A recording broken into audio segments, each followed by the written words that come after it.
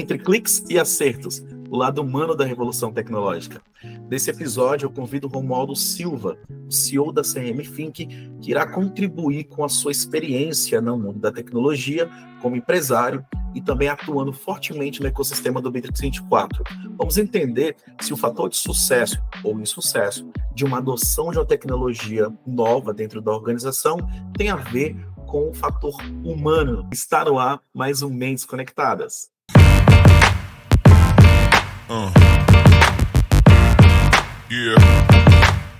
Ô, Romualdo, tudo bem, cara? Tudo jóia, cara. Muito bom estar aqui contigo. Poxa, que legal. Primeiro eu quero agradecer a sua disponibilidade, principalmente disposição para estar falando com a gente nesse episódio do Mentes Conectadas. Hoje a gente vai falar sobre um tema muito abrangente, que é tecnologia, mas principalmente os aspectos humanos que influenciam na adoção de uma tecnologia. Então, obrigado. Vamos lá para a gente conversar um pouco sobre isso. Simbora. Romuca, a primeira coisa que eu preciso saber de você, quando você iniciou o trabalho com a tecnologia, né? Qual foi a primeira coisa que você identificou como um dos maiores desafios? Lá atrás, quando você iniciou tudo. Eu ia falar lá atrás ou agora, né? Conta aí pra gente. Cara, lá atrás eu comecei basicamente em 97, né? Puxa. Então é uma jornada. Então passei basicamente por muitos momentos da tecnologia, né? Muitas disrupções, né? Agora talvez esteja vivendo a outra disrupção, né? Que é a inteligência artificial. Honestamente, quando eu comecei na época, eu não tinha muita ideia, assim, né, do lugar que eu estava entrando, assim, porque no passado a gente tinha uma ideia de, assim, tipo, ó, você tem um computador e tá tirando a máquina de escrever. Essa era a grande disrupção, né? Nessa época ali, no final dos anos 90, né? Eu peguei muito a fase da mudança para o Windows, enfim, por aí foi. Então não tinha muita noção do lugar que poderia ir, do que poderia acontecer, né? Então eu também era jovem na carreira e você não consegue ter essa dimensão, né? Que a gente tem hoje. Então é muito difícil eu apontar, mas o que eu percebia, né, naquela época, que já era uma grande mudança na carreira de muita gente, muitas funções, né? Muitos cargos estavam deixando de existir, estava se abrindo novas portas, sabe? Mas a gente também não tinha noção para onde nos levaria, né? Porque depois de tudo isso, de fato, a gente tem vivido nos últimos, estou falando aí de mais de 30 anos, né? Tem vivido mudanças aí grandes, significativas, carreiras que não existiam passaram a existir, carreiras, né, ficaram para trás, equipamentos ficaram para trás, equipamentos que já foram top de linha hoje estão no lixo. Então a gente percebe que até a velocidade da mudança, que era, sei lá, de 10 anos, passou para 5, passou para 2, né? E hoje a gente tem uma velocidade absurda, né, cara? Então, honestamente, eu não consigo dimensionar lá atrás, mas talvez a gente possa falar no decorrer do que eu enxergo hoje. Perfeito. Você acha que você ter começado há pelo menos 2 décadas atrás nesse universo da tecnologia fez com que você se tornasse hoje o empresário de sucesso que você é? Boa pergunta. Na verdade, cara, eu acho que o grande lance da minha jornada até aqui foi não ter se tornado um cara tão técnico. Eu percebi isso no meio do caminho, tá? Por quê? Por que eu tô falando isso? É natural que a gente, quanto como profissional, né, a gente tem que decidir, né, se a gente vai ser um especialista, se a gente vai ser um generalista, onde a gente vai investir mais tempo e tal. Teve um momento na minha carreira que eu percebi que eu estava me tornando muito técnico, e não é um problema, é só simplesmente ali uma questão que você precisa avaliar. E aí eu resolvi voltar para estudar, para a sala de aula, fiz um curso de gestão financeira, que me abriu um pouco a lente, né? E aí, essa junção entre conhecimento de negócio e o conhecimento técnico, eu tenho certeza que foi um dos fatores que me fez chegar até aqui. Porque hoje eu consigo navegar nos dois mundos, sabe? E eu percebo que hoje talvez falte um pouco para alguns profissionais também ter um pouquinho dos dois, né? Porque quando você fala tecnologia, você tem que ter embasamento de negócio, né? Você é um cara que olha muito processo, sabe muito bem disso. Não tem como você olhar diretamente para uma coisa, né? Então, eu acredito que sim, tá? Essa trajetória, sim, me deu bastante bagagem para chegar até aqui e ter um negócio, como você definiu como sucesso, né? Mas eu ainda defino como uma jornada, mas acho que até aqui tem colhido bons frutos. Ai, que bom. Você sempre trabalhou com tecnologia? Não, não, na verdade, antes de trabalhar com tecnologia, eu não tinha uma carreira, né? Essa era a verdade. Eu entrei numa empresa para trabalhar como office boy, né? Que na época, que não existe mais, hoje é o motoboy. E aí, dentro dessa empresa, eu fui tendo muitas oportunidades lá dentro. Era uma empresa que dava essas oportunidades até eu cair na área de tecnologia, e dali em diante eu seguia a minha carreira. Mas é difícil falar, né? Porque quando eu falo isso já até para os filhos, você tem que ter uma carreira, né? Você tem que ter uma profissão, porque senão você vai para o mercado, você hoje é uma coisa, outra coisa. Eu acho que a partir do momento que eu caí na tecnologia, assim, aí transformou a minha carreira. Eu nunca tinha parado para pensar, mas acho que eu sempre estava com tecnologia, olha que louco. Eu não tinha pensado nisso. Isso é bom. A tecnologia de informação e comunicação mudou muito na última década, né? Mudou. Então, através dela, é que começamos a diminuir esse tempo, né? Esse tempo de resposta. Isso fez com que mudássemos tanto o pensamento de vendedor como comprador. Mudou os aspectos e perspectivas de produtos, serviços e a forma como a gente conduz isso, tanto na Sim, carreira de um executivo, como também de um verdade. líder, né? É, Concordo. vamos colocar dentro desse paradigma dessa última década, então. Até porque as coisas mudam tão rapidamente que é realmente difícil mensurar Totalmente. e dimensionar nas últimas décadas. Mas vamos dizer que nesses últimos 10 anos, com aquela primeira revolução, vamos dizer que naquele antes mesmo ali da pandemia, da Covid-19, qual era o maior desafio que você enfrentava como empresário e também olhando para a tecnologia? Uhum. Como você enxergava os empresários adotando uma nova tecnologia antes da pandemia? Cara, ótima reflexão. Todo mundo já leu sobre isso, né? Que a pandemia acelerou em pelo menos 5 anos a transformação digital, e eu super concordo com isso, né? Eu acho que antes ali da pandemia, a gente tinha muitas empresas que tinham processos ineficientes, mas que seguia a vida. Sabe aquela frase de que quando o rio tá cheio, ninguém vê como o que tá sujo lá embaixo, né?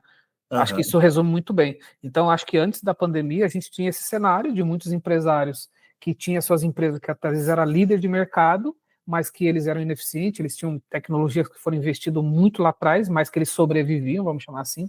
E quando surgiu, e quando a gente passou por isso, né, que foi uma calamidade, óbvio, eu acho que a gente passou a precisar de outros lugares, como comunicação instantânea de fato, tecnologia de ponta, muita coisa que não tinha. Por exemplo, a gente que veio do mercado de tecnologia, que usa produtos similares ali, que tem telefonia dentro, a gente saiu do escritório e voltou para casa e a nossa vida não mudou nada. Nós, né, que estamos trabalhando. Só que tem empresa que não tinha esse lugar de tecnologia. E aí eles passaram a correr para tentar chegar nesse lugar de ter conexão melhor, de ter a galera remoto, sabe? Até uma conexão melhor. Às vezes falhava, mas a empresa ia com o que tinha, sabe? Então, acho que esse momento, né, que foi parte da história, né, é que a gente viveu a história, mas eu sei que daqui a alguns anos estará nos livros, eu acho que tem muito esse lugar de ter acelerado muito a transformação digital. As empresas começaram a adotar tecnologias mais de ponta. Esse movimento já estava sendo feito por startups, né, que nasceram mais atualizadas, mas as grandes empresas talvez iam na velocidade dela. Aí eu acho que elas meio que foram. Você já andou de metrô lá em São Paulo? A gente já se encontrou lá em São Paulo, né? Tem Sim, o metrô lá da Sé, que quando dependendo do horário que você tá lá, tá tão cheio que você fala assim, eu vou esperar o próximo, mas as pessoas te empurram sentar lá dentro, sabe? entendi. Então é mais ou menos isso, assim, acho que eles foram meio que empurrados para um lugar que eles não tiveram, não tem o que fazer, sabe?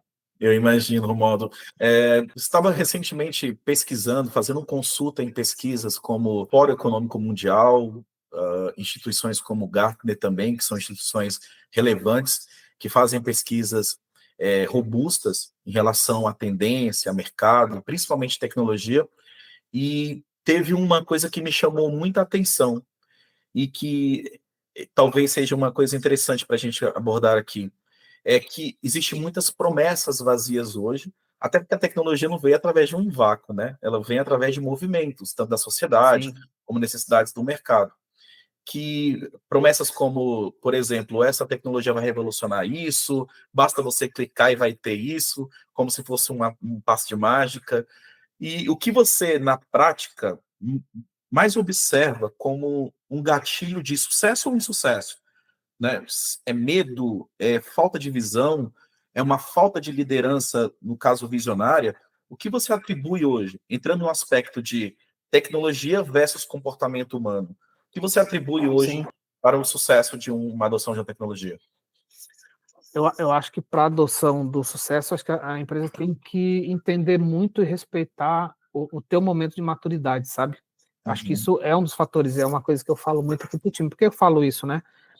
Tem um cenário que imagina se quando surgiu o Instagram, a gente usasse aqueles celulares lá que tinha uma fotografia horrível. Basicamente não existiria o Instagram, né? O Instagram ele só ficou vivo porque tinha câmeras lá que realmente assim era uma verdadeira matou basicamente as máquinas, né?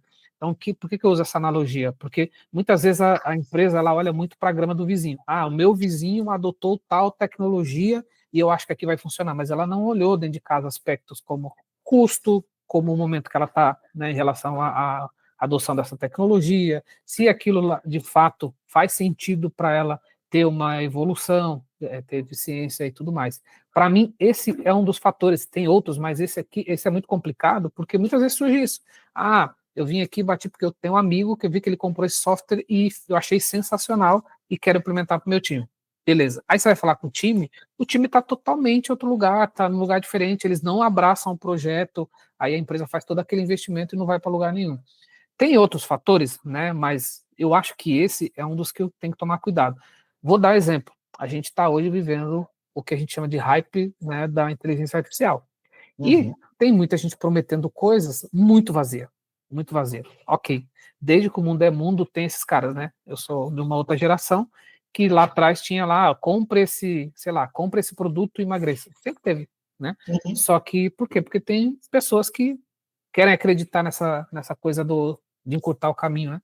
Então vejo que os empresários eles precisam estar melhor assessorados, né? Conversar com seu time, conversar com pessoas que ele confia para tentar reduzir um pouco isso daí, conversar com outros empresários, né? Frequentar lugares comuns onde pode se compartilhar. Então vejo que esse é um dos fatores. Tem outros, pode falar, não ter processo, tudo isso eu acho que a gente ia cair até para um lugar comum.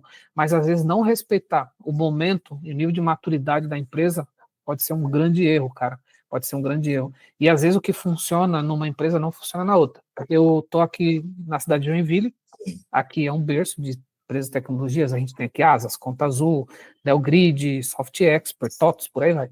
E aí toda hora a gente olha para essas empresas e fala, teve um momento aqui que foi muito engraçado na cidade que a Conta Azul chegou meio que disruptando. Aqui tem Puff, aqui tem lá, meio que um aspecto meio Google. E aí todo mundo, muitas empresas da cidade foram para esse lugar. Só que elas não tinham a cultura, porque tinha toda uma questão de cultural por trás para fazer isso funcionar, sabe? E às vezes acontece isso também. Você vai lá, faz benchmark, é legal, mas nem tudo aquilo lá vai encaixar no teu negócio.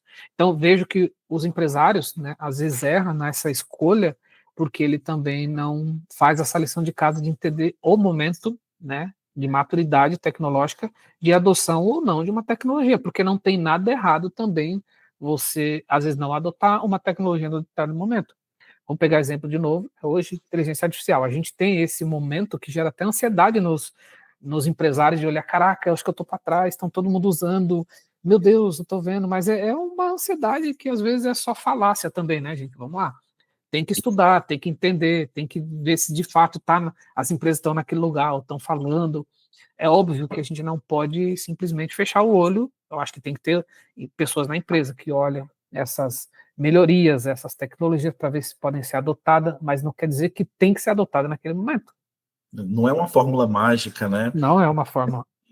Então você está me dizendo que a mudança da mentalidade, apesar do hype da tecnologia, né, uma geração de empresários que esperam resultados mágicos e mais rápidos, a mudança de mentalidade é um fator preponderante. Apesar de que você também tocou no assunto de mudança, ou pelo menos culturalmente, empresas que resistem à mudança, né? Sim. E eu vi uma frase há muitos anos atrás, me lembrei quando você estava falando que a cultura é como se fosse a cultura toma café da manhã e não essa é uma algo frase nesse sentido, é uma tipo, frase do Peter Drucker bem famosa que diz que a cultura engole a estratégia no café da manhã. exato, isso mesmo. Exatamente E isso. cultura é algo muito forte e acredito Muito, que seja uma barreira invisível, né? muito, muito. E barreiras invisíveis me leva a um ponto de reflexão que eu gostaria muito de saber sobre o empresário que você é, não apenas incentivando a empresa a contratar um produto, que eu já vou entrar na fase aqui na parte onde a tecnologia Bitrix 24 não tem como a gente não falar sobre ela, Sim. mas antes da ferramenta ou qualquer outra tecnologia entrar dentro no universo da empresa, no ecossistema da empresa, na cultura da empresa, você acredita que há outras barreiras que também sejam invisíveis que você encontra já no seu processo diário, aquele que você conversa com o cliente todo dia, que você encontra e você, olha, você tecnicamente está pronto, mas culturalmente a sua empresa está resistindo à mudança. Como você enxerga isso? Caraca, isso daí é um tema bem delicado, porque muitas vezes a gente enxerga isso, não pode falar, é muito maluco, né? Às vezes a gente enxerga isso só depois que já vendeu, e aí vira um projeto frustrado para os dois lados, e muitas vezes é difícil de identificar também, porque às vezes você está falando com o interlocutor que não é interlocutor correto, né? Então acaba levando isso daí. Eu acho que esse é um desafio muito grande para a gente como fornecedor de tecnologia, encontrar esse lugar, esse momento, né? Porque se você pensar friamente, o que acontece? A gente é abordado por alguém da empresa que quer ver a tecnologia, muitas vezes a gente tenta descobrir, né, qual é o grau dessa pessoa dentro da empresa e tudo mais, e ela fala que, sei lá, o dono me colocou incumbiu de fazer esse estudo e tal, e beleza, você vai, ajuda, só que a pessoa interessada nunca aparece na sala, né? E aí quando você vai ver, você está lidando com uma empresa que talvez não está pronta para a tecnologia, até tem o budget, mas internamente aquilo não é prioridade, aí todo mundo, você começa o trabalho, ele nunca acaba, aí o dono fica frustrado, aí ele acha que o problema é teu, então eu acho que isso é uma coisa tão antiga quanto qualquer uma outra coisa que a gente falar aqui, né? Acontece já há bastante tempo, sabe? E isso é invisível. Como muitas vezes a gente tem cenários, se a gente falar de invisível, a troca de cadeira, né? Isso acontece muito com a gente. A gente está falando com uma pessoa que defende aquela tecnologia, gosta, e simplesmente ela troca no meio do caminho. Quem chega fala: não, não é essa tecnologia, eu vou para outra. Só que o empresário, claro que ele tem que acreditar na liderança dele, né? Mas ele precisa participar também para entender, pô, isso aqui faz parte, a gente já tentou, a gente nunca tentou, isso aqui é caro para nossa empresa, sabe? E isso também acontece bastante, cara. Eu já tive casos de uma empresa até da minha cidade aqui grande, e eles implementaram, né, a tecnologia que a gente representa e tal, e chegou uma gestora de um dia para o outro e falou: não, vai trocar. Colocou muito dinheiro, trocou, e essa pessoa foi embora em um mês depois, sabe? Então, esse é um baita cuidado. Então, uma baita irresponsabilidade, né? Olha quanto dinheiro foi jogado no ralo, né? Então, esse é um tipo de coisa que a gente não consegue prever, cara. Quando você está no aspecto de hoje você é um influenciador em relação ao ecossistema do Bitrix 24, Uhum, das tecnologias, e quando você encontra, principalmente nas suas idas nos eventos, em podcasts, entrevistas com outros empresários, acredito que esse seja um tema recorrente, na qual o ponto de decisão, né, a tomada de decisão, ela uhum, é influenciada pelo um projeto muito bem desenhado, uma interface muito bem desenhada, e deixa de fora esses aspectos que você está trazendo hoje, o aspecto da liderança, do uhum. comportamento processual, da cultura organizacional, e isso tecnicamente estrutura uma falha no projeto. Você consegue identificar antes mesmo de iniciar? Como é que você consegue enxergar isso antes? A gente tem um processo aqui que a gente nunca deixa ele sem ser realizado, que é o kickoff, né? E lá no kickoff, talvez seja o grande lugar que a gente começa a perceber eventuais problemas, porque lá no kickoff é onde a gente abre a mala e fala: ó, vocês compraram isso, a nossa metodologia é essa, nós vamos para esse caminho, acho que é isso que vocês esperam da gente, mas também é isso que a gente espera de vocês, né? Porque lá no kickoff a gente fala isso: ó, essa aqui é com a gente, essa aqui é com vocês precisam passar o conhecimento de vocês precisam ter disponibilidade. Às vezes o cliente fala: não, achei que vocês iam fazer tudo. Eu falei: cara, eu não posso fazer tudo, você precisa estar comigo, eu não conheço a tua empresa, como é que nós vamos estruturar? Então, nesse momento em diante, começa a aparecer esses gaps. É aí que começa a aparecer muito esses gaps. E aí, quando chega nesse lugar, pode ser até que o projeto não ande, o que para mim é muito melhor, para falar bem a verdade, né? Porque o menor prejuízo o primeiro prejuízo é sempre o melhor, né? Porque você não cava um buraco maior, mas é muito difícil nesse momento ter todo mundo que está ali envolvido ter essa, sabe, ter essa cabeça de falar, cara, não, para todo mundo que não vai para frente. É muito difícil porque ali todo mundo já se comprometeu e tudo mais, né? Às vezes até o cara fala, não, ok, beleza, conta comigo, vamos lá, vamos junto e tal. E aí quando acontece, não vai. Esse é um aspecto. Agora tem outro aspecto que eu lembrei aqui, que eu acho que vale citar, é o seguinte, quando você transforma, às vezes, pequenas demandas num grande projeto, até a gente conversou isso no nosso almoço lá, quando a gente esteve junto. Às vezes chega um cara querendo tudo isso, eu falo, cara, beleza, até posso te levar tudo isso, mas o que você acha da gente fragmentar isso e te entregando, né, em pedaços, você já usando, não esperar até o final, né, porque às vezes frustra, lembra dos grandes projetos de RP, às vezes o cara demorava um ano, quando via lá, não era tudo isso, e aí já tinha gastado. Eu acho que esse é um cuidado que a gente tem levado. Mas talvez tenha uma função que é muito nossa, né, como fornecedor de tecnologia, que é conduzir as empresas para o lugar que a gente acha que a gente conhece pelo nosso histórico, que pode ser o caminho do sucesso. Eu acho que isso também é uma responsabilidade nossa, sabe? De no meio do caminho falar apontando, ó, isso aqui não vai dar certo, isso aqui acho que vai dar errado, né? E o kickoff é um dos lugares que a gente aponta isso. Importante ter, mesmo que esses stakeholders não estejam ali no dia a dia, eles terem como ser acionados, porque às vezes você está com um problema aqui, você pode escalar, né? Falar, ó, cara, eu vou ter que te escalar aqui, porque a gente está vendo algum problema aqui embaixo, eu acho que é bom você se envolver e tal. Então são pontos, né, que a gente como especialista, a gente precisa pegar meio que o cliente pela mão, né? Essa sua visão ela é muito importante, porque a visão, vamos colocar duas perspectivas aqui. A perspectiva operacional, que é a vivência, o dia a dia, as intercorrências, as atividades, são todas as ações que trazem um resultado comum. Sim. Embora as duas perspectivas, tanto a operacional como a funcional do sistema, elas possam corroborar para o sucesso de um projeto, elas ainda estão em ilhas isoladas, concorda? Concordo.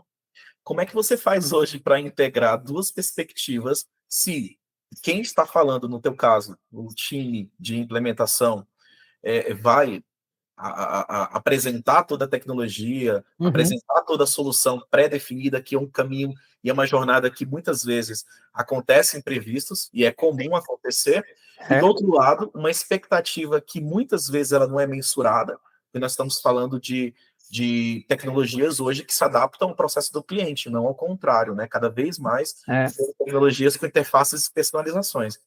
E como é que você consegue hoje diminuir essa questão e ter uma expectativa mais bem mensurada? Esse gap aí, né, que tá no meio do caminho, cara. Eu acho que essas reuniões de alinhamento, eu citei o kickoff, que para mim é uma das reuniões mais importantes, que é onde a gente coloca tudo ali, com todo mundo na sala e alinha tudo, sabe?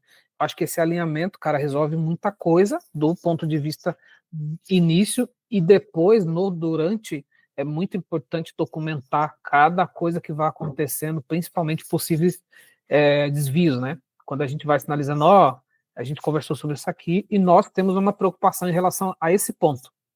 Ali é só um alerta. Segue, ó, queria reforçar que eu sigo com uma preocupação. Eu acho que coisas como essas a gente tem que ter muita responsabilidade, passar para o nosso time que isso tem que ser feito. A gente poderia até falar que isso é um papel de um gerente de projeto, né? Às vezes, pelo custo do projeto, às vezes, muitas vezes não tem esse cara com esse papel. O próprio consultor faz, porque o consultor também é muito quando ele é sênior ali, dependendo do nível de conhecimento dele, ele consegue fazer isso dentro do projeto, né? E eu acho que esse lugar, cara, é muito importante. Às vezes, até nesse lance, acontece aqui com o meu time, de passar para o gerente, né? Porque a gente tem a estrutura onde eu tenho consultor, eu tenho o CS, que faz, às vezes, esse papel de gestor de projeto, conduz e tal, e tem o gestor de serviço. Então, a gente sempre toma esse cuidado de que essas três camadas estejam todas alinhadas, porque cada uma delas pode ser acionada em qualquer momento. No dia a dia, eu não deixo, nunca fica o consultor sozinho, porque ele, às vezes, ele fica transitando em projeto, ele pode deixar a coisa passar, e o CS é o que tenta resguardar tudo. E se tem falha aqui, aí o cliente ele pode acionar essa camada aqui de cima. Hoje, né, por eu estar muito ligado, né, criando conteúdo e tudo mais, é muito comum das pessoas me acionarem. Já aconteceu de me acionar no LinkedIn, eu não consegui falar com tal pessoa do teu time, eu não sei o que aconteceu, e aí me acionava, às vezes era um erro de comunicação e tal.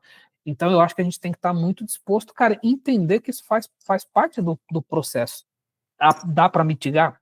Dá para a gente cuidar, mas pode acontecer, porque às vezes é o que você falou, muda a cadeira, muda o processo, muda as prioridades no meio do caminho, né? Tecnologia tem essa questão também, e aí eu acho que a comunicação, né? Talvez se eu fosse juntar tudo, eu acho que a comunicação do trabalho ali em conjunto ou do projeto é fundamental, e acho que se a gente fosse ler 5 anos atrás, estaria lá, cuidado com comunicação. 10 anos atrás, projeto estaria lá, cuidado com comunicação. Talvez isso seja muito mais. Comunicação, ela é uma codificação e uma decodificação. Eu falo algo, mas eu preciso saber se a outra pessoa garantir que entendeu, né? Aquilo, né? Sim. Muito bom. Romualdo, por que você escolheu o Bittrex 24 como plataforma principal para o seu trabalho? Legal. Eu não sei muito se eu escolhi ou fui escolhido, né, nesse. Para ser bem honesto, quando eu é que teve uma fase ali da minha carreira que eu não estava empreendendo, eu estava como executivo de uma empresa, mas eu sempre tive muito ligado às associações de classe, né, como eu continuo, né, perto desse lugar, e eu fazia muito treinamento de vendas, treinamento aplicado a CRM, mas eu usava uma ferramenta gratuita, eu usei mais de uma ferramenta gratuita para dar os treinamentos. E aí eu comecei a usar, há 7 anos atrás, o Bittrex, como essa ferramenta, eu usava uma outra também, mas o Bittrex, há 7 anos atrás, o gratuito era absurdo, era muito gratuito, né? Você tinha uma penetração muito grande. E aí eu comecei a usar, gostei, os clientes começaram a querer aquilo e me pediam, né? Pô, já que você está me treinando, pô, me ajuda, me implementa e tal. E aí daí eu acabei seguindo, porque naquela época, né, o Bittrex tinha uma barreira de entrada quase zero, né, para novos parceiros. Eles queriam novos parceiros, né? Sim. Até quando eu cheguei, na época tinha 4 parceiros no Brasil, né? E aí eu acabei vindo para esse lugar também. Então, foi muito para isso. Mas o que eu olhei na época, eu me lembro muito bem o número, tinha lá 3 milhões de usuários. Eu falei, pô, olha o tamanho desse ecossistema. Tanto que desde lá eu tenho esse olhar para ecossistema. Falei, pô, 3 milhões de usuários, se eu tiver um percentual pequeno, eu consigo deixar um negócio de pé. Eu simplesmente tive esse olhar. Fora a questão da amplitude funcional, de preço e tudo mais. Então, eu olhei para isso. Hoje são 15 milhões, né? Então, a gente já esticou. Então, mas quando eu cheguei, era 3 milhões, ou enfim, tava. O número era nessa casa aí. Então, eu olhei muito para isso. O ecossistema e a possibilidade que poderia causar. Mas eu confesso que eu não tinha noção de que no Brasil ele poderia tomar tanto corpo como ganhou, né? A proporção nos últimos 5 anos foi grande. O escopo funcional, quanto tecnologia, também teve um avanço muito significativo, continua tendo, né? Que impressiona. O próprio Bittrex cresceu a ponto do Brasil se tornar o país dos países mais relevantes. Sei disso porque estive em outro país recente, né? Estive na Colômbia e tal, e vi como está o Bittrex né, outros países de Latinoamérica e tal. Então, acho que esse lugar acabou dando esse match, assim, né? Do meu momento com o momento do Bittrex, e depois foi uma consequência. E o que o Bittrex 24, na verdade, representa hoje para você? Se é apenas uma ferramenta, uma plataforma, /commodity, ou ele representa, vamos dizer que um novo jeito de pensar numa organização. Por conta justamente por causa dessa amplitude, dessas quantidade de funcionalidades e dessas possibilidades que o Bittrex 24 possibilita e tem dado a toda empresa que adota ele como sistema. Sim, tem um ponto que acho que tem que ser mencionado, que é o seguinte: como um parceiro tecnológico que nós somos, né? O que eu e você fizemos? Nós, enquanto parceiro tecnológico, eu estou confiando em outro parceiro que vai continuar colocando tecnologia de ponta no mercado, né? Em tese, nós fizemos isso, é verdade? Se você pensar. Então, o que eu vejo muito isso? Eu confiei a esse parceiro que ele vai continuar tendo uma tecnologia de ponta E se ele me entregar isso, eu vou pegar essa tecnologia que é de ponta, que é uma das melhores que se tem, e vou levar para o mercado. Hoje, o Bitrix representa isso, né? Vejo que nós somos esses caras que representamos essa tecnologia de ponta e a gente reduz essa ponte entre uma tecnologia de ponta mundial e o mercado. Então, eu vejo muito a gente sendo esse lugar, sabe? De ponte e levando isso para os clientes. Por quê? Quando eu passei a fazer esse trabalho, né, profundo de ser um... Cara, falar que eu sou é meio complicado, né? Mas vamos dizer que sim, você falou essa frase que eu sou um influenciador ali do ecossistema, né? Eu passei também a ser um curador disso tudo, né? Porque eu também faço essa curadoria. Eu falo lá, ó, hoje nós estamos usando essa funcionalidade porque a gente acha que é melhor. Hoje saiu essa funcionalidade que você não conhecia. Então a gente passou também a fazer essa curadoria, pô. Essa curadoria funcional para o mercado, porque quando ele vai olhar ferramentas, ele precisa equiparar. Aí ele olha, então esse aqui tem isso, isso e isso, muito baseado também na curadoria. Então a gente meio que reduziu essa distância, né? Então a gente meio que educa o mercado sobre a ferramenta que a gente acredita. Porque eu falo que a gente acredita hoje é porque ela tem que se manter fiel, é isso que ela trouxe até aqui, né? Porque se ela não se manter, cabe a gente entender se faz sentido ou não. Então, hoje a minha posição é essa. Eu vejo que nossas empresas, e aí é muito que a gente adota aqui dentro, por isso que eu sou o grande defensor do ecossistema Bitrix 24 no Brasil. Você sabe que você me vê levantando essa bandeira. Por quê? Porque eu, Nelly, fulano e ciclano, a gente tem que encurtar esse caminho, sabe? O cliente ter a melhor tecnologia. Consequentemente, né, tudo isso vai gerar um business para a gente, né? Claro, com certeza. Essa inserção na comunidade Bitrix 24, o ecossistema, a quantidade de parceiros, o sucesso da tecnologia que tem visto nesses são 152 países, correto?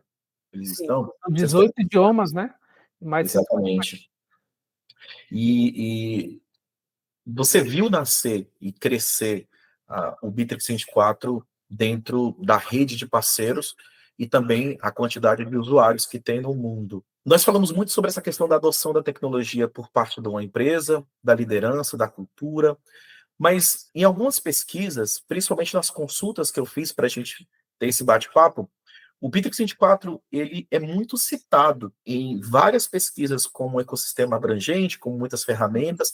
Por outro lado, eu ainda sinto, apesar de ter muitos podcasts, ter muito conteúdo, um manual, né, vamos dizer que um material muito rico também. Muito rico e atualizado sempre. Exatamente, muito rico e atualizado, mas encontramos uma dificuldade muito grande por parte das empresas, das organizações, sendo não aquelas pessoas que não conhecem, estão buscando o Bitrix 24 pela primeira vez, mas principalmente as pessoas que têm, mas têm uma impressão de subutilização ou não estou me enxergando dentro do sistema, está meio que uma bagunça digital. São dois paralelos.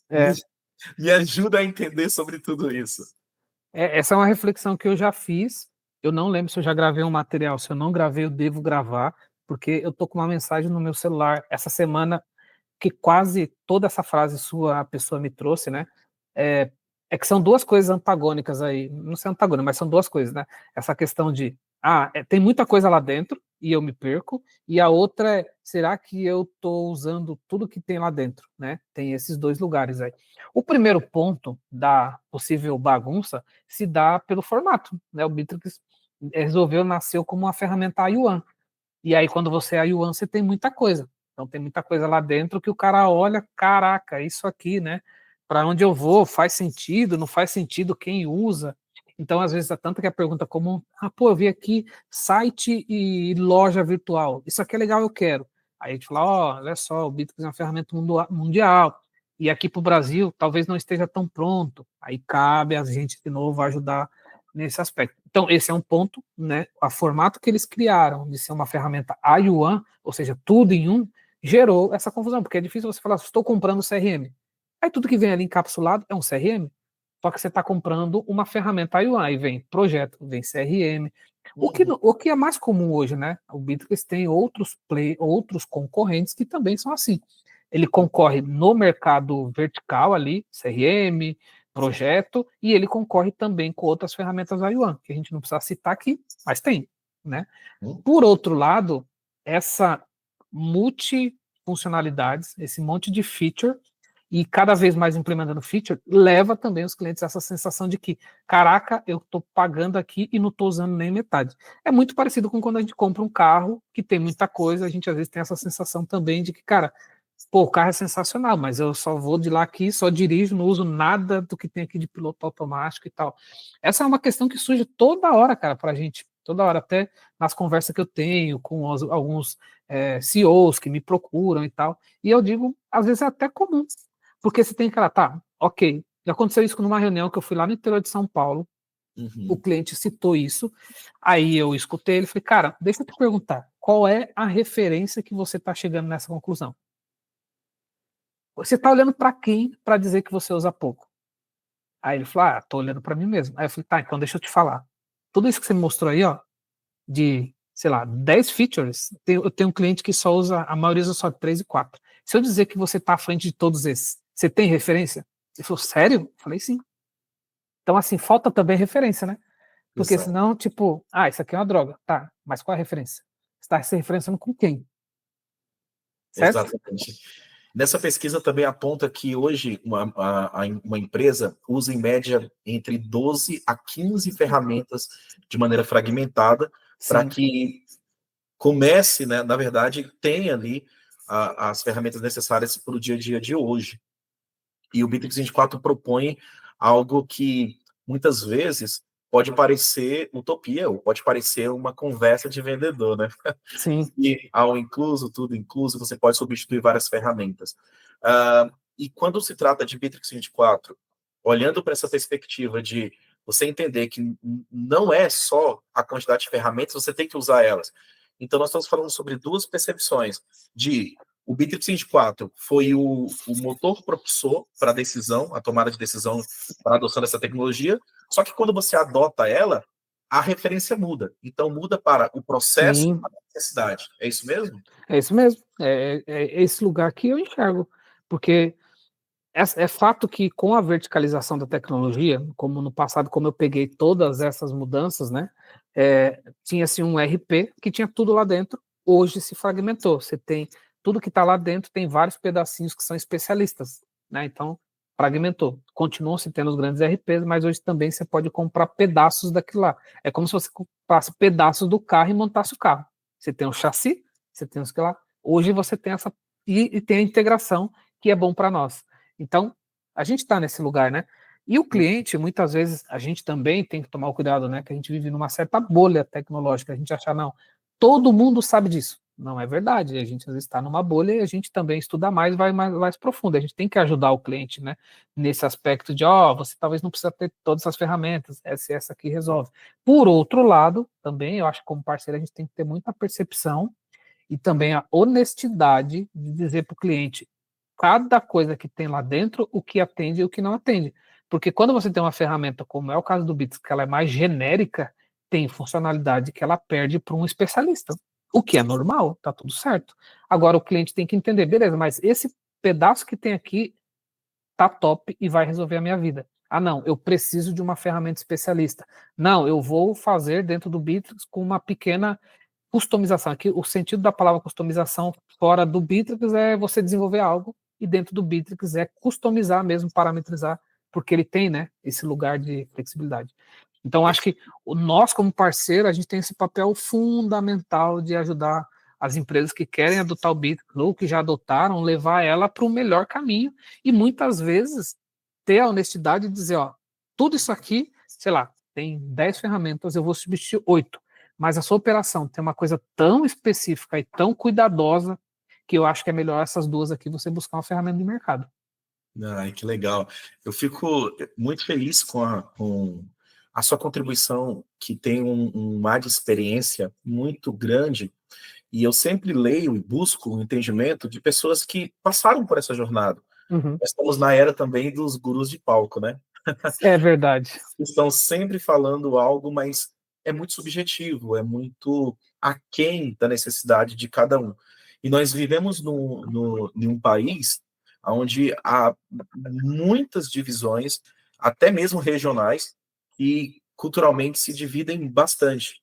E é interessante saber que o Bitrix 24, como o nosso pano de fundo, como projeto Sim, principal, como base de tecnologia, para sustentar todas as nossas teorias e nossa consultoria, nossas entregas, principalmente você que é um dos principais parceiros hoje no mercado do Bitrix 24, com essa relevância muito grande, vale salientar esse ponto. E aonde o Bitrix teve esse sucesso e tem esse sucesso nas grandes organizações, nas médias sim. organizações ou nas pequenas organizações. Romualdo, eu queria encerrar esse nosso bate-papo, poderia ficar falando horas aqui em relação à tecnologia, principalmente relacionado ao Bitrix, com essa quantidade de ferramentas e soluções, mas eu queria que você deixasse uma mensagem, uma recomendação para os líderes que estão nessa fase de adotar o Bitrix 24 como Uhum. uma tecnologia, mas tem receio, tem medo e querem saber de verdade se, ao adotar uma tecnologia dessa, vai perder muita coisa, ele como líder, como vai bagunçar todo o seu processo. Me fale o que você hoje recomenda Legal. para os líderes. Cara, o papo tá tão bom mesmo que ele é longe. Então, o que eu adoro, principalmente, acho que eu falei no decorrer ali, a questão de respeitar o teu momento, né, nível de maturidade da tua empresa, né, se é de fato o momento, né, por todos os aspectos que você tem lá dentro, de troca de ferramenta e tal. E aí vamos dizer que sim, né? Eu acho que tem que envolver o máximo de pessoas ali dentro, como líder, inclusive definir alguns user keys, que chama, né, esses usuários-chave que vão ajudar no processo, no dia a dia, que vão passar conhecimento, e principalmente avaliar, assim, dentro de casa, tem gente com know-how, né, ou conhecimento para fazer sozinho, ou se vale a pena buscar um parceiro, né, que tem parceiros extremamente competentes aqui no Brasil, faz um trabalho sensacional para te ajudar nessa jornada, né, aí procure o parceiro e estude parceiro, região, case, etc, etc. Por quê? Porque o Bitrix, de fato, é uma ferramenta grande, né? Ele tem esse formato de ser uma ferramenta grande. Eu acho que o parceiro pode encurtar bastante o caminho, porque ele já tem histórico, eu acho que ele vai resolver muito essa fricção de que, e se? E se? Eu acho que o parceiro ele vai quebrar isso, ó. Isso aqui fica tranquilo. Resolve. Isso aqui realmente é um problema e vamos por outro caminho. Eu acho que olhar para isso, né, colocar isso também como um investimento, né, não assim, tipo, eu vou ter esse custo agora e tal. Cara, isso é um investimento. Você está encurtando o caminho para que a ferramenta devolva para você lá na frente, porque vai ter ROI. Na minha visão, sempre tem ROI, porque você vai ganhar eficiência. E assim, né? E o líder, principalmente, dependendo do momento que ele tá, ele é legal ter a referência. Qual a referência? O meu momento é o seguinte: vamos pensar em CRM. Hoje, eu não tenho controle, eu não sei previsão, eu não sei nada do que está acontecendo no comercial. Beleza, você está saindo desse lugar e vai para um lugar onde você sabe tudo que tem lá dentro, tudo que está acontecendo, previsibilidade, quanto você vai ter de forecast para aquele mês, quais contas que estão performando, você vai ter registro do que está acontecendo. Se o vendedor falou, se ele não falou, não vai ficar no achismo, não vai ficar descentralizado, sabe? Então, essa referência é legal, porque ele sabe, pô, legal, saí daqui e já tive um ganho muito rápido. E, de fato, esse ganho aqui, cara, dependendo da forma que você pensar, ele é muito rápido. Então, e outra, né? E aí eu ainda colocaria mais elementos. A gente tem hoje grupo de WhatsApp com muitos usuários do Brasil inteiro compartilhando. A gente tem conteúdo, alguns feitos por mim, outros por vários dos meus colegas, no YouTube. Eu não gosto do YouTube. Tem podcast, né? Eu tenho um podcast há 7 anos sobre Bitrix, né? É o mais longe aí que se sabe. Então, existe conteúdo, existe o teu material. Então, assim, imagine, olha, tem tanto conteúdo, vale a pena fazer um Perfeito. estudo para não errar, né, cara? Que é uma adoção, é um investimento de tempo, de dinheiro, né? Legal, muito bom. Romualdo, muito obrigado pela sua contribuição mais uma Isso eu que vez. agradeço. Você é um grande amigo, um cara relevante no mercado, tanto como empresário também no ecossistema da Obrigado. B4. E ficamos devendo um outro material que eu acredito que vai ser muito, muito importante quando eu te encontrar presencialmente para a gente gravar sobre um outro assunto. Bora Mas gravar. te agradeço, tá? Eu que agradeço pelo espaço, por cada pergunta muito bem elaborada, muito bem pensada. Precisa voltar lá também de novo no 24Cast, né? Já passou por lá algumas vezes, está na hora de voltar. Obrigado e leve o meu abraço aí a toda a sua equipe. Um abraço, irmão. Tchau, tchau. Valeu, tchau, tchau.